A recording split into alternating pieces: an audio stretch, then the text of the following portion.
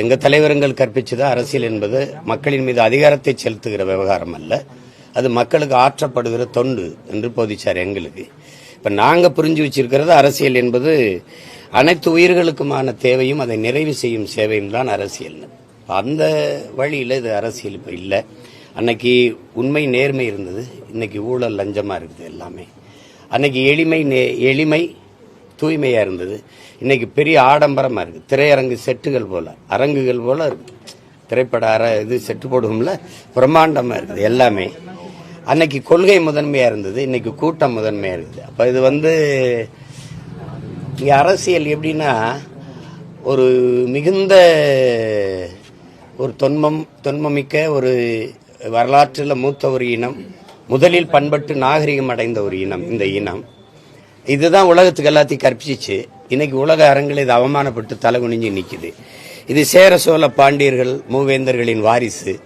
எங்களுக்கு வள்ளல்கள் இருந்திருக்கிறாங்க, இலக்கிய பெருமை இருக்கு, வரலாற்று பெருமை இருக்குலாம் பேசிட்டு கடைசியாக எங்கேயும் நிற்குதுன்னா இங்கே கட்டமைப்பு எப்படி வருதுன்னா சாதி மதம் இது ரெண்டுமே ஒரு பெரிய போதையா இருக்கு.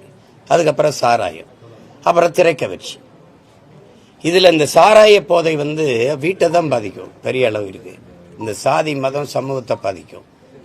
இங்கே கல்வி நிறுவனங்களும் அரசியல் பேசாதேன்றாங்க. அந்த மாணவர் படிக்கிற போது எதுக்கு அரசியல்னு, எப்படி படிக்கிறதே அரசியல் தான். அதனால இது நல்ல அரசியல் எது என்று கற்பிக்காதனால இந்த திரை மயக்கம் பெரிய அளவிற்கு இருக்குது. தெய்வ தரிசனம் போல அன்றைய அரசு ஒரு உண்மை கண்டறியும் குழுன்னு அம்மா ஜெயமாலினியும் அந்த ஹேமாலினியும் இந்த அனுராக் தாக்கூர்னு 2 பேரை அனுப்புறாங்க. உடனடியாக கேட்டு இந்த மாதிரி பேட்டி கொடுத்துட்டு போறாங்க. அப்புறம் காங்கிரஸ் கட்சி அதனுடைய பொதுச் செயலாளர் பேசிட்டு போறாங்க. சிபிஐ விசாரணை வேணும், அது வேணும். இதே மாதிரி தானே துப்பாக்கி சூடு தூத்துக்குடியில் நடந்தது. ஏன் இந்த பாரதிய ஜனதா உண்மை கண்டறியும் குழு அனுப்பல? ஏன் இந்த காங்கிரஸ்? இது உயிர், அது உயிர் இல்லையா? அது மக்களின் பிரச்சனைக்கு போராடி சத்தான், மனு கொடுக்கத்தான் வந்தான்.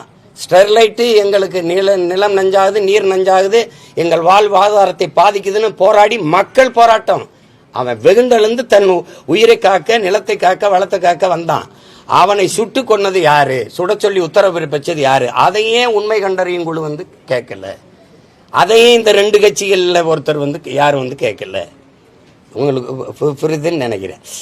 அன்னைக்கு இவங்கெல்லாம் எங்க போனாங்க? கொடநாட்டில் 5 பேர் செத்துருக்காங்க, உங்களுக்கெல்லாம் தெரியும்ல. கொன்னது யாரு? காரணம் என்ன? பேச்சே கிடையாது. ஆந்திர காட்டுக்குள்ள 20 பேரை இதே ஐயா சந்திரபாபு நாயுடு ஆட்சியில் கடந்த முறை ஆளும்போது சுட்டு கொண்டு விட்டாப்ல. சொன்ன காரணம் செம்மரக்கட்டையை வெட்ட வந்தார்கள். வெட்டும்போது பிடிச்சியா? அதுக்கு சான்று இருக்கா? இல்ல. நீ என்ன பண்ண? சுட்டு மரக்கட்டையோடு கட்டையா எங்களை போட்டுட்டு கால் மரக்கட்டையில ஒரு எண்ணு போட்டிருப்பில 18, 19, அதே மாதிரி எங்க கால்லையும் போட்டிருந்த பணத்துல. அப்ப ஒரு மரக்கட்டைக்கு இருக்கிற மதிப்பு மனித உயிருக்கு இல்லையாடான்னு இவன் எவனும் கேட்கல. அன்னைக்கு எந்த மத்திய அரசு உண்மை கண்டறியும் குழு எதுக்காக சுட்டா ஏன் ஒருத்தனும் கேட்கல. நீ என்ன கேட்டிருக்கணும்?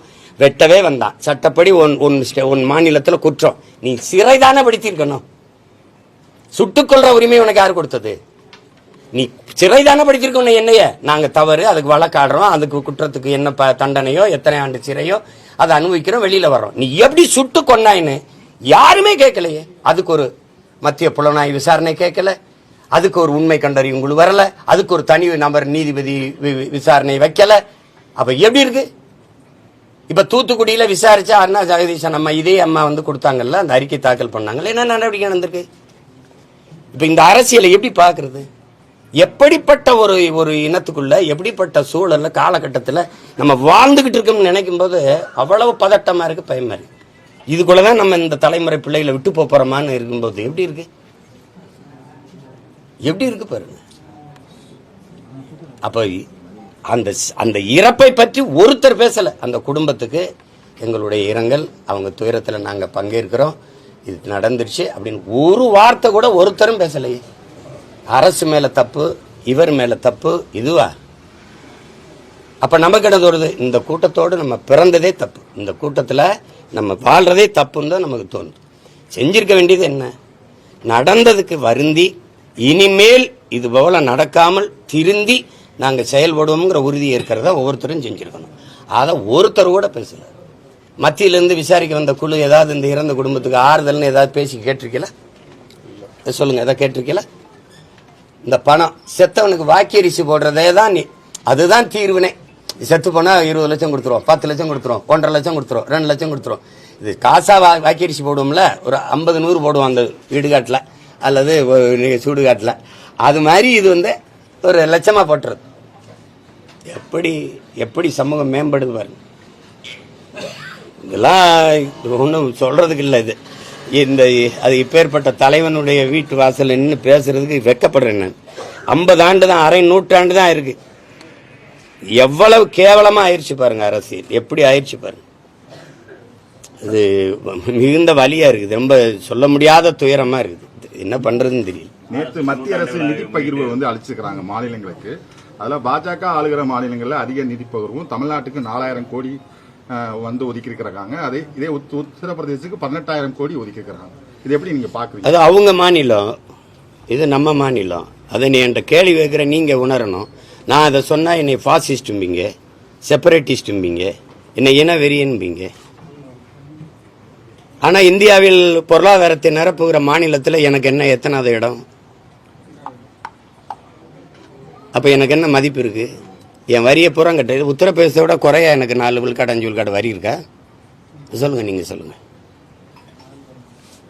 எங்களை இந்த நாட்டாளர்கள் ஆள்பவர்கள் எங்களை இந்த நாட்டு குடிமக்களாக ஏற்க மாட்டார்கள். அதுக்கு பல சான்று சொல்லியிருக்கேன் நான். இது புதுசா ஒன்றும் இல்லை. இது தேர்தல் வருது 4 மாசத்துலங்கிறதுக்காகத்தான் அந்த உண்மை கண்டறியும் குழுலாம் ஓடி வருது. இதே இன்னும் 1 வருஷம் இருக்குதுன்னா எவனும் செத்தா என்னடா எனக்கு என்னன்னு போயிருப்பான். இந்திய கடலுக்குள் செத்து விழுகிற மீனவனே அது இந்திய மீனவன் ஏற்காது, தமிழ் மீனவன் தான் சொல்லும், தமிழர்கள் தான் சொல்லும். அப்படித்தானே சொல்லும். அதனால இப்ப நாங்க இலங்கையிலிருந்து ஈழத்திலிருந்து குடி வந்தோம்ல, இங்க வந்தோம்ல, அகதியா ஏதிலிகளா வந்தோம்ல. எல்லா நாட்டவருக்கும் குடியுரிமை கொடுக்குற இந்தியா எங்களுக்கு ஏன் கொடுக்கல? ஏன்னா நாங்க தமிழர்கள், எங்களை ஏற்காது. அதனால எங்களை வச்சிருக்கிறதே இந்த நாட்டில் எங்க வளத்தை சுரண்டி கொழுக்கவும், எங்க வரியை வாங்கி கொள்ளவும் தான் எங்களுக்கு வாக்கு இருக்கு. அது பிறவும் தான். இல்லைன்னா அது எங்களை ஒரு உயிராவே மதிக்காது. எங்களுக்கு ஒரு உயிர் இருக்கு, உணர்வு இருக்கு, அதுக்கு ஒரு உரிமை இருக்குன்னு நினைக்காது. இது ஒரு நிகழ்வு தானா? ஒரு நிகழ்வு தானே? ஒருங்கிணைந்த இந்தியா தானே? ஒரே நாடு தானே? காவிரியில் எனக்கு ஏன் தண்ணி வாங்கி தர முடியல? என் மீனவன் சாவை சகித்துக் கொண்டு இருக்குது. அவன் ஓ நாட்டு குடிமகன் இல்லையா? குஜராத் மீனவன் ஒருவனை பாகிஸ்தான் கடற்படை கைது செஞ்சிருது. இந்திய கடற்படை விரட்டி போய் தாக்கி பிடிச்சு அவரை மீட்டு கொண்டு வருது. ஆனா எங்க மீனவர்களை, இத்தனை மீனவர்களை கைது செஞ்சு போகுது. வாரம் ஒரு செய்தி வருது, இந்த கடற்படை ராணுவம் போய் தடுத்து பிடிச்சு மீட்டு கொண்டு வந்ததுங்க செய்தியை நீங்க யாராவது படிச்சிருக்கீங்களா? ஏன்னா அவனுக்கு உயிர் இருக்குது, எங்களுக்கு உயிர் இல்லை. தமிழன் வாழ்ந்தா என்ன, செத்தா என்ன? எங்க அக்கா தங்கச்சி தாலி எடுத்தா அவனுக்கு என்ன? அதனால எங்களை இரண்டாந்தர குடிமக்களா தான் பார்க்குது. எங்களை இந்த நாட்டின் குடிமக்களா பார்க்காது. அந்த நாட்டு வட இந்தியர்கள் அவர்களை பொறுத்த வரைக்கும் காங்கிரஸோ பாரதிய ஜனதாவோ, இந்தியன் என்பவன் இந்தி பேசுறவன் தான். இந்தியா என்பது இந்தி பேசுற மாநிலங்கள் தான். நாங்கள்லாம் சும்மா ஒரு தொங்கு சத மாதிரி இருக்கோம். உங்களுக்கு புரியுது நினைக்கிறேன். இந்தியாவில் எந்த மாநிலத்தில் இவ்வளவு நச்சு திட்டங்கள் நிறைவேற்றப்பட்டிருக்கு? ஸ்டெர்லைட், அணு உலை, மீத்தேனி, ஈத்தேனி, நிலக்கரி, இந்த கையில் எரிவாயு, உயர் மின்னழுத்த இந்த மாதிரி நச்சு திட்டங்கள் இருக்குல்ல. இந்தியாவில் எந்த மாநிலத்தில் அருகில் இருக்க? கேரளாவில் இருக்கா? கேரளாவில் இருக்கா? கேரளாவிலிருந்து கையில் எரிவாயு பதிச்சு வரும்போது சாலையில் பதிச்சு வர்ற, தமிழ்நாட்டிலிருந்து கர்நாடகாவுக்குள்ள கொண்டு போகும்போது சாலையில் பதிச்சுக்கிட்டு போற, ஏன் மண்ணில் மட்டும் ஏன் நஞ்ச நிலத்தை நெஞ்ச 2ஆ பிளந்த மாதிரி வயலுக்குள்ள கொண்டு வர? ஏன்னா எனக்கு கேட்க ஆள் இல்லை. எல்லா நச்சு திட்டங்களும் இங்க இருக்கு. கேரளாவில் எத்தனை அணுவில் இருக்கு? கேரளாவையும் கடற்கரை இருக்கு, அங்கேயே அந்த ஸ்டெர்லைட்டை நிறுவல. ஏன்னா அவனுக்கு பெத்தவன் அப்பனா இருக்கேன், தொலைச்சு போடுவேன். அணு உலையை கொண்டு போகும்போது நான் வெளிச்சத்தில் வாழ்றதை விட உயிரோட வாழ்றது முக்கியம் எடுத்துட்டு போன்ட்டான். இங்க எங்களுக்கு அப்படி பேச ஆள் இல்ல.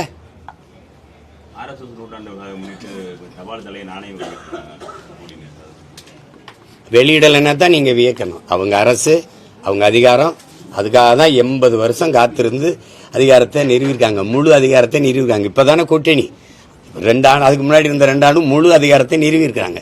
இப்போ வெளியிடலைன்னா நம்ம வருத்தப்படணும், அது சந்தேகிக்கணும். அவ வெளியிடுவாங்க, இதெல்லாம் நடக்கும் தானே. அது தெரியாம தானே நீங்க வெளில வச்சிருக்க வாக்கு போட்டிருக்காங்க. சொல்லுங்க. திமுக வந்தா எல்லா படத்தையும் அவங்க தான் வெளியிடுவாங்க, சினிமாவே அவங்க கட்டுப்பாட்டில் தான் இருக்கும், எல்லாமே அவங்க கட்டுப்பாட்டில் தான் இருக்கும் அப்படின்னு இப்ப பேசி பயன் இல்லை. வந்தா இருக்கும்னு தெரிஞ்சுதான் நீங்க வாக்கு செலுத்திருக்கீங்க. அப்புறம் அப்ப பேசி என்ன இருக்குது? வெஸ்த குடிச்சா சாவும்னு தெரிஞ்சு குடிச்சுவிட்டு அப்புறமா என்னை காப்பாத்துங்கன்னு கதறதுல பயன் இல்லை. இவர் தாவேக தலைவர் வந்து அவரோட சுய சிந்தனையோட அரசியல் நடத்தினார்னா வருங்காலத்தில் அவர் நல்ல நல்ல பெரிய நிலைக்கு போவாரு. அவர் பக்கத்தில் இருக்கிறவங்களோட பேச்சை கேட்டுட்டு அவர் வந்து சில விஷயங்கள் பண்றது வந்து அது நல்லதுக்கல்ல அப்படின்னு சொல்லிட்டு திருமாவளவன் வந்து ஒரு கருத்து வச்சிருக்காரு. இந்த கருத்து எப்படி பாக்குறீங்க? அந்த கருத்துக்கே நான் வரல, அதை விட்டுருங்க. அது எனக்கு சுய சிந்தனை இருக்குதுன்னா பக்கத்தில் இருக்க ஆளு எனக்கு நீங்க சொல்லு. இப்ப எனக்கு சுய சிந்தனை தான், எனக்கு எதுக்கு ஸ்ட்ராட்டஜிஸ்ட்? ஒரு தலைவன் ஒரு படையை வழிநடத்தினால் அது படையா இருக்கும். ஒரு தலைவனே ஒரு படை வழி நடத்தினா அது படையா இருக்காது. அது புரியுதா? இந்த மாதிரி பாடை தான் வரும். விளங்குதுன்னு நினைக்கிறேன். அதனால அதை போய் பேசி பயன் இல்லை. இனிமேல் இருக்கிற தலைமுறையாவது கற்பிச்சு எது அரசியல், எது நாட்டுக்கு மக்களுக்கு நல்லது, எதை நோக்கி நம்ம பயணிக்கணும்னு கற்பிச்சு கொடுக்கணும். இவ்வளவு பேர் செத்து கிடக்கிறான். மறுபடி குஷி படம் மறு வெளியீடு வந்ததுக்கு போய் திரையரங்க வாசல்ல இளம் பெண்களும் பிள்ளைகளும் போட்டு ஆட்டம் போட்டுக்கிட்டு இருக்கிறத பார்க்கும்போது மனசு எப்படி நிம்மதியாக இருக்குமா? இல்லை உறக்கம்தான் வருமா அவங்களுக்கு? எதை நோக்கிடா நம்ம சமூகம் போயிட்டு இருக்கு, நாடு போயிட்டு இருக்குன்னு பதட்டம் வராதா? இல்லை, அவர் நீதிமன்றத்தை அணுகிறாங்களே, அதாவது அங்கே போய் அவங்க பாதிக்கப்பட்ட மக்களை போய் சந்திக்கணும் நீதிமன்றத்தை நாடி இருக்கிறாங்களே. ஏன்னா அவங்க அனுமதி மறுக்கிறதுனால தான் நாங்கள் போய் பார்க்க முடியும்னு சொல்லி இப்போ நீதிமன்றத்தை நாடி இருக்கிறாங்க. போய் கரூரில் பாதிக்கப்பட்ட மக்களை நான் சந்திக்கணும் அப்படின்னு நீதிமன்றத்தை நாடி இருக்கிறாங்க. அது அவங்க கட்சி, அவங்க முடிவு. அது எனக்கு அதில் கருத்து இல்லை. அவங்க போய் பார்க்கறதில்ல, அதில் கருத்து இல்லை. எனக்கு அது இல்லை. அதாவது அவர் தம்பியோட அந்த காணொலியை பார்க்கும்போது அவருக்கு அதில் அவர் பேசுனதில் அவருக்கு இதயத்துக்குள்ள காயமோ வலியோ இல்லை. இருந்தால் அந்த மொழியில் அது வெளிப்பட்டிருக்கும். அது இல்லை. அதை கேட்கும்போது கஷ்டமாக இருக்கு. இப்போ நான் பேசி காட்டுறேன் பாருங்க. இந்த மாதிரி என் மீது பேரன்பு வைத்து நீண்ட காலமாக நேசித்த என் அன்பு சொந்தங்கள், நான் இந்த மாதிரி பரப்புரை பயணத்தில் வரும்போது என்னை பார்க்க வந்து நீண்ட நேரம் கால்கெடுத்து எனக்காக நின்றீங்க. உங்களுக்கு நான் என்ன நன்றி கடன் எப்படி செலுத்த போகிறேன்னு தெரியல. நம்ம எல்லாரும் சேர்ந்து ஒரு நல்ல அரசியலை உருவாக்கி நல்ல ஆட்சியை நம்ம உருவாக்குவோம். இது இந்த மாதிரி ஒரு கொடும் துயர நிகழ்வு நிகழ்ந்துருச்சு. பச்சிலம் குழந்தைகள் இறந்ததெல்லாம் எனக்கு மிகுந்த மன வலியை தருது. அதில் இவ்வளோ பேர் உயிரிழந்திருக்காங்க. அதுக்கு நானும் காரணமாயிட்டேன். இப்போ இந்த நிகழ்வை பொறுத்த வரைக்கும் தம்பி விஜய் அந்த இடத்துக்கு பரப்புரைக்கு போனதுனால தான் இது நிகழுது. நான் போகலைன்னா அது நிகழாதுல்ல. நான் போனதுனால தான் நிகழுது. அப்போ காரணம் யாரு? மற்ற இடத்துலலாம் நடக்கலை, இங்கே ஏன் நடந்துச்சுன்னு சொல்கிறது இல்லை. அப்போ அந்த இடத்துல நடக்கணும்னு நினைக்கிறீங்களா? அந்த இடத்துல ஏன் நடக்கலைன்னு நினைக்கிறீங்களா? இங்கிருந்து பறந்து போகிற அந்த வெளிநாட்டுக்கு போகிற அந்த குஜராத்தில் பறந்து போகிற விமானம் மட்டும் ஏன் வெடிச்சதுன்னு கேட்பீங்களா? சொல்லுங்க, அப்படி கேட்பீங்களா? எல்லாரும் போகிற பேருந்து விபத்துக்குள்ளால இந்த பேருந்து மட்டும் என் விபத்துக்குள்ளாச்சுன்னு கேட்பீங்களா? அப்படி கேட்கறதே தப்பு. ஆள் புகுந்தாங்க, கத்தியால் குத்துனாங்கன்னா மருத்துவமனையில் போய் பார்த்தேன். ஒருத்தர் கூட கத்தியால் கீர்ன காயத்தில் வந்து படுத்திருக்கலையே. காலில் கையில் காயம், கழுத்தில் காயம், எல்லாம் மிதிச்சது. அவங்களே சொல்கிறாங்க, மயங்கிட்டோம், கீழே விழுந்தோன்னா மிதிச்சிட்டாங்க. சில பேர் நாங்கள் போகிறோன்னா இல்லை தலைவர் வந்துடுவார், நில்லுங்கன்னு எங்களை நிறுத்திட்டாங்க. அதில் நெரிசலில் சிக்கிட்டோம், மயக்கம் வந்துடுச்சு. இதான் சொல்கிறாங்க. ஏன்னா காலையிலேருந்து சாப்பிடல, நீர் அருந்தேன். தம்பிக்கிட்டே கேட்குறாரு, தண்ணியை தூக்கி போடுங்க அப்படின்னு. ஒருத்தர் தேவைக்கு போடுறாரு. அப்போ சுற்றி இருக்க எல்லாருக்கும் தாகம் தானே. பேசும்போது அந்த வலியை அவர் கடத்தியிருக்கணும், ரொம்ப உருக்கமாக கடத்தியிருக்கணும். அது செய்யலை. இப்போ நம்ம பேசுகிறோம், மாண்புமிகு தமிழக முதல்வர் அவர்களுக்கு சட்டப்படி நீங்கள் நடவடிக்கை எடுக்கணும்னு இருந்தால் என் மேலே எடுங்க. என்னை நம்பி வந்தவர்களை, என் உடன் இருக்கிறவர்களை நீங்கள் கைது செய்ய வேண்டாம், அவர்கள் மேலே நடவடிக்கை எடுக்கலாம். இதுக்கு நான் தான் பொறுப்பு, என் மேலே நடவடிக்கை எடுங்க. இப்படி தான் பேசியிருக்கணும். நீங்கள் ஏதாவது பழி வாங்கணும்னு நினச்சா நீங்கள் என்னென்னா, இது எப்படி திரைப்பட கதாநாயக வசனமாக இருக்குது. இப்படின்னா அங்கே கதாநாயகி குடும்பத்தை எல்லாம் கட்டி வச்சுக்கிட்டு என்னை பிடிச்சி வச்சுட்டு கேட்கும்போது தொடர்தான் இருந்தால் என்னையை தொடு, அவங்களையெல்லாம் விடு அப்படின்னு வசனம் பேசுவோம்ல, அப்படி இருக்கு பார்க்கும்போது. அது நல்ல அணுகுமுறை இல்லை. கேட்கும்போது அது எப்படி வரும்? அந்த சிஎம் சார் அப்படிங்கிறதே அது சின்ன பிள்ளை விளையாட்டுக்கு கூப்பிட்ற மாதிரி இருக்குது. ஒரு அந்த அவர் மேலே நம்ம உங்களுக்கு மதிப்பு இல்லாமல் போட்டோம். ஆனால் உட்கார்ந்து இருக்கிற அந்த நாற்காலி இந்த நிலத்தில் பெரும்பெரும் தலைவன் உட்கார்ந்தது. ஓமந்தூர் ராமசாமி ரெட்டியார் தாத்தன், குமாரசாமி ராஜா, மூதறிஞர் ராஜாஜி, பெருந்தலைவன் காமராஜ், பேரறிஞர் அண்ணா போன்ற பெருந்தலைவர்கள் இருந்த ஒரு இடம் அது. அது பார்த்து பேசணும். சிஎம் சார் அப்படிலாம் பேசக்கூடாது. அது தன்மையான பதிவா இல்லை. அது பார்க்கும்போது அந்த இறப்பை விட வலியா இருக்குது நமக்கு. அதுக்கு பின்னாடி நடக்கிற நிகழ்வுகள் இருக்குல்ல, அதை விட வேதனையை தருது. அதுதான் சங்கடங்களா இருக்குது. ரொம்ப இதை எப்படி கொண்டுகிட்டு போறது இந்த சமூகத்தை? இதுக்கு முன்னாடி எத்தனையோ நடிகர்கள் வந்திருக்காங்க. ஐயா விஜயகாந்த் தொடங்கியிருக்கிறாரு, அண்ணன் சரத்குமார் தொடங்கியிருக்காங்க, அண்ணன் கார்த்திக் அவர்கள், இப்போ அண்ணன் கமலஹாசன், இவங்கெல்லாம். ஆனால் இப்படி இல்லை. இப்படி இவ்வளோ காலம் இவ்வளோ நேரம் காத்திருந்து இப்படி இருந்தாங்க, பசி பட்டினியாக இருந்தாங்க, மயங்கி, இந்த மாதிரி நிகழ்வுகள் தொடரலை. அதனால இனி வரும் காலங்களில் இந்த முறையை மாற்றணும். இந்த தெருவா போய் கேட்கறது, ஊராக போய் கூட்டம் போடுறது, எல்லா நாடுகளையும் பார்க்குறீங்க நீங்கள். வளர்ந்து விட்ட நாடுகள், வளர்ந்து கொண்டிருக்க நாடுகள், ஆப்பிரிக்க நாடுகள், இல்லை அமெரிக்கா, ஆஸ்திரேலியா, ஐரோப்பிய நாடுகள் எல்லாம் யாராவது இப்படி போடுறாங்களா கூட்டம்னு பாருங்க.